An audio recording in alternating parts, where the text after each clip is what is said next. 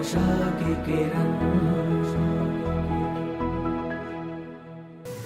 આ ઘર સભા તમને સરળ લાગે છે?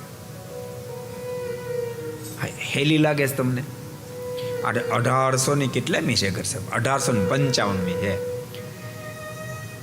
તમને લગાતાર 2 મહિના સુધી રજા જ ન આપે કેવું લાગે?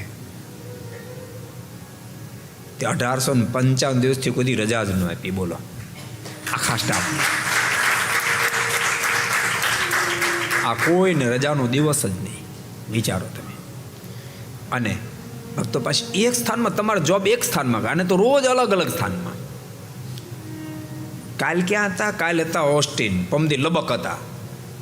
લબકથી ભાગ્યા ઓસ્ટિનથી ડલાથી શિકાગો. રોજ રોજ સ્થાન બદલવાનું. ક્યારેક 4 કલાક, ક્યારેક 6 કલાક, ક્યારેક 9 કલાકની મુસાફરી. શા માટે? શા માટે?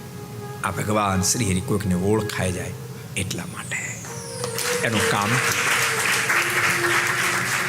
અને તમને ખબર છે એનું કામ થઈ જાય અને આ બધાનું પણ કામ થઈ જાય. કારણ કે ભગવાન શ્રી હરિના શબ્દો છે કેવા?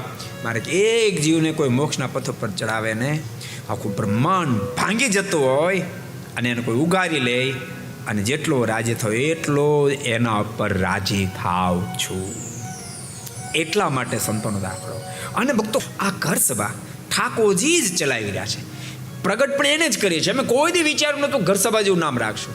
આ તો કોરોનામાં સત્સંગ સભા કરતા હતા અને શ્રી હરિચરિત્ર ચિંતામણી 3જો ભાગ વાંચતા તો એ પૂરો થયો અને પહેલો ભાગ સ્ટાર્ટ કર્યો અને ઠાકોરજી પીઠ ઉપર બેઠાનો સંકલ્પ કર્યા. આનું નામ આપણે ઘર સભા રાખ્યું. અને ભક્તો સીધો હિસાબ આમાં ઠાકોરજી ન ભળે ને તો આટલી બધી મુસાફરીમાં આ બધા સંતોના સ્વાસ્થ્ય ઠાકોરજી જાળવે છે.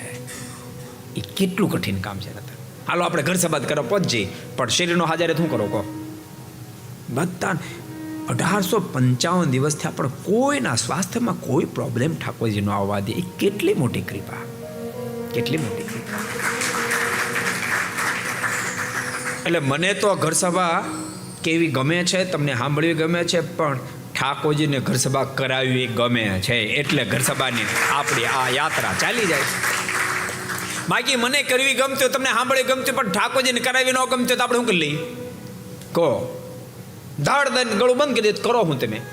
હે, સ્ટીલ લાવો તો ઠાકોરજી નાથની વાત છે.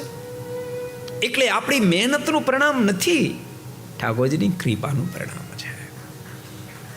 કોઈ પણ પરમાત્માની ઓળખાણ કરાય ન પણ ઠાકોરજીનો બહુ જ મોટો રાજીપો છે, બહુ મોટો રાજીપો છે. को पसंद आया हो तो लाइक करें और शेयर करना मत भूलिए.